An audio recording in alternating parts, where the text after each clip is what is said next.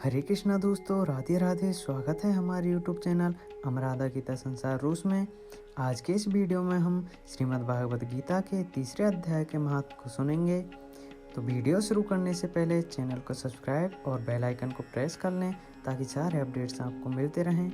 करते हैं कथा की शुरुआत। श्री भगवान कहते हैं, प्रिय जनिस्तान में एक जड़ नामक ब्राह्मण था जो कौशिक वंश में उत्पन्न हुआ था। उसने अपना जातीय धर्म छोड़कर बनिए की वृत्ति में मन लगाया। उसे पराई स्त्रियों के साथ व्यभिचार करने का व्यसन पड़ गया था।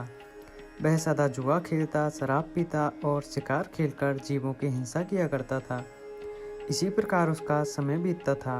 धन नष्ट हो जाने पर वह व्यापार के लिए बहुत दूर उत्तर दिशा में चला गया। वहाँ से धन कमाकर घर की ओर लौटा। बहुत दूर तक का रास्ता उसने तय कर लिया था। एक दिन सूर्यास्त हो जाने पर जब दसों दिशाओं में अंधकार फैल गया था, तब एक वृक्ष के नीचे उसे लुटेरों ने धर दबोचा और शीघ्र ही उसके प्राण ले लिए। उसके धर्म का लोप हो गया था, इसलिए वह बड़ा भयानक प्रेत हुआ। उसका पुत्र बड़ा धर्मात्मा और वेदों का विद्वान था। उसने अब तक पिता के लौट आने की राह देखी। जब वे नहीं आए, तब उसका पता लगाने के लिए वह स्वयं भी घर छोड़कर चल दिया। वह प्रतिदिन खोज करता, मगर राहगीरों से पूछने पर भी उसे उनका कोई समाचार नहीं मिलता था। तदंतर एक दिन एक मनुष्य से उसकी भेंट हुई जो उसके पिता का सहायक था।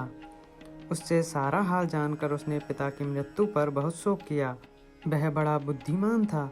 बहुत कुछ सोच विचार कर पिता का परलौकिक कर्म करने की इच्छा से आवश्यक सामग्री लेकर काशी जाने का विचार किया। मार्ग में 7-8 मुकाम डालकर वह 9वें दिन उसी वृक्ष के नीचे पहुंचा जहां उसके पिता मारे गए थे। उस स्थान पर उसने संध्योपासना की और गीता के तीसरे अध्याय का पाठ किया। इसी समय आकाश में बड़ी भयानक आवाज हुई।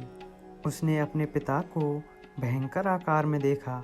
फिर तुरंत ही अपने सामने आकाश में उसे एक सुंदर विमान दिखाई दिया जो महान तेजस से व्याप्त था। उसमें अनेकों क्षुद्र घंटिकाएं लगी थीं। उसके तेज से समस्त दिशाएं आलोकित हो रही थीं। यह दृश्य देखकर उसके चित्त की व्याग्रता दूर हो गई।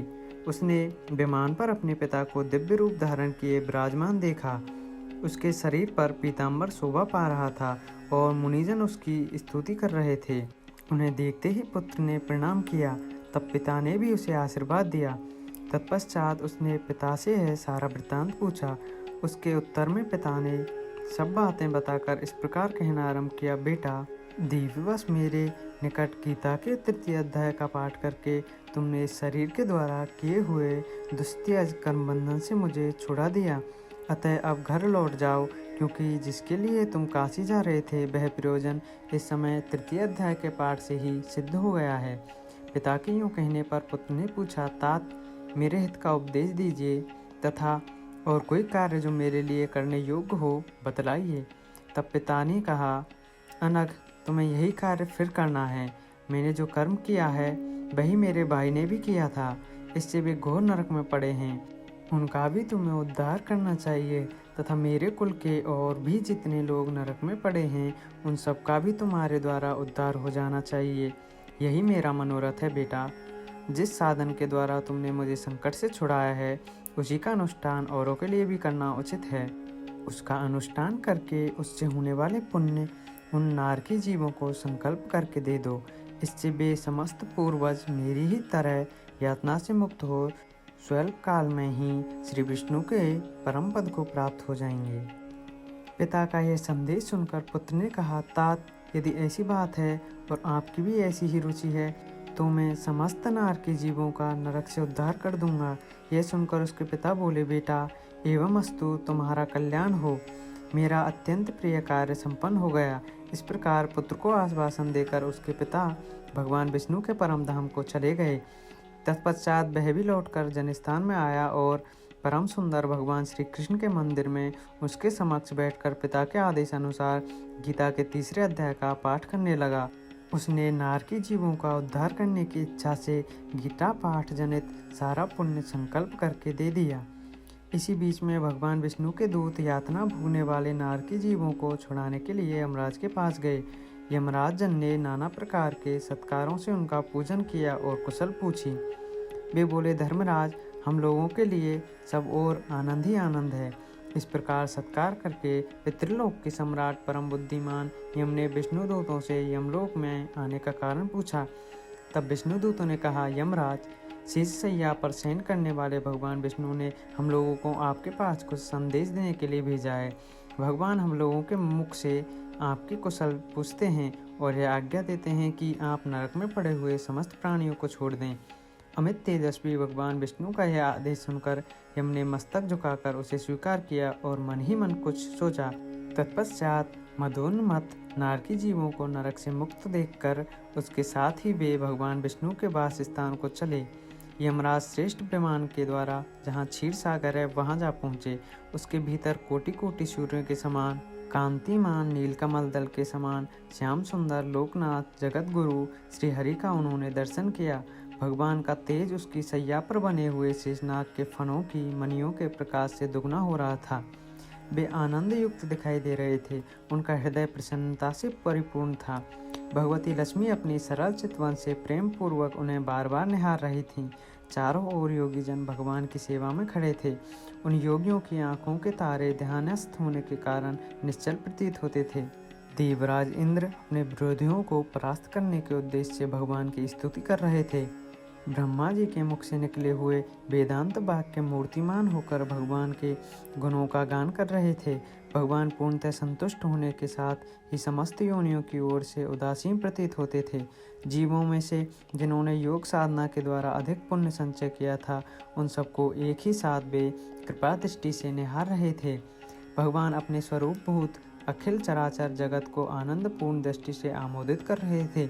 शेषनाग की प्रभा से उद्भासित एवं सर्वत्र व्यापक दिव्य विग्रह धारण किए नीलकमल के सदृश श्याम वर्ण वाले श्री हरि ऐसे जान पड़ते थे मानो चांदनी से घिरा हुआ आकाश सुशोभित हो रहा हो। इस प्रकार भगवान की झांकी करके यमराज अपनी विशाल बुद्धि के द्वारा उनकी स्तुति करने लगे। यमराज बोले, संपूर्ण जगत का निर्माण करने वाले परमेश्वर, आपका अंतःकरण अत्यंत निर्मल है। आपके मुख से ही वेदों का प्रादुर्भाव हुआ है। आप ही विश्वरूप और इसके विधायक ब्रह्मा हैं। आपको नमस्कार है। अपने बल और वेग के कारण जो अत्यंत दुर्धर्ष प्रतीत होते हैं, ऐसे दानवेंद्रों का अभिमान चूर्ण करने वाले भगवान विष्णु को नमस्कार है। पालन के समय सत्वमय शरीर धारण करने वाले विश्व के आधारभूत सर्वव्यापी श्री हरि को नमस्कार है। समस्त देहधारियों का पातक राशि को दूर करने वाले परमात्मा को प्रणाम है। जिनके ललाट बढ़ती नेत्र के तनिक से खुल जाने पर भी आग की लपटें निकलने लगती हैं, उन रुद्र रूपधारी आप परमेश्वर को नमस्कार है। आप संपूर्ण विश्व के गुरु, आत्मा और महेश्वर हैं। अतः समस्त वैष्णव जनों को संकट से मुक्त करके उन पर अनुग्रह करते हैं। आप माया से विस्तार को प्राप्त हुए अखिल विश्व में व्याप्त होकर भी कभी माया अथवा उससे उत्पन्न होने वाले गुणों से मोहित नहीं होते हैं। माया तथा माया जनित गुणों के बीच में स्थित होने पर भी आप पर उनमें से किसी का प्रभाव नहीं पड़ता। आपकी महिमा का अंत नहीं है, क्योंकि आप असीम हैं। फिर आप वाणी के विषय कैसे हो सकते हैं? अतः मेरा मौन रहना ही उचित है। इस प्रकार स्तुति करके यमराज ने हाथ जोड़कर कहा, जगत गुरु, आपके आदेश से इन जीवों को गुण रहित होने पर भी मैंने छोड़ दिया है। अब मेरे योग्य और जो कार्य हो उसे बताइए। उनके यूं कहने पर भगवान मधुसूदन मेघ के समान गंभीर वाणी द्वारा मानो अमृत रस से सींचते हुए बोले, धर्मराज, तुम सबके प्रति समान भाव रखते हुए लोगों का पाप से उद्धार कर रहे हो। तुम पर देहधारियों का भार रखकर मैं निश्चिंत हूँ। अतः तुम अपना काम करो और अपने लोक को लौट जाओ। यूं कहकर भगवान अंतर्ध्यान हो गए। यमराज भी अपनी पुरी को लौट आए। तब वह ब्राह्मण अपनी जाति के तथा समस्त नारकी जीवों का नरक से उद्धार करके स्वयं ही श्रेष्ठ विमान द्वारा श्री विष्णु धाम को चला गया। इसी के साथ तीसरे अध्याय के महात्म का वर्णन समाप्त होता है। मिलते हैं अगली वीडियो में। तब तक के लिए ओम नमो भगवते वासुदेवाय नमः।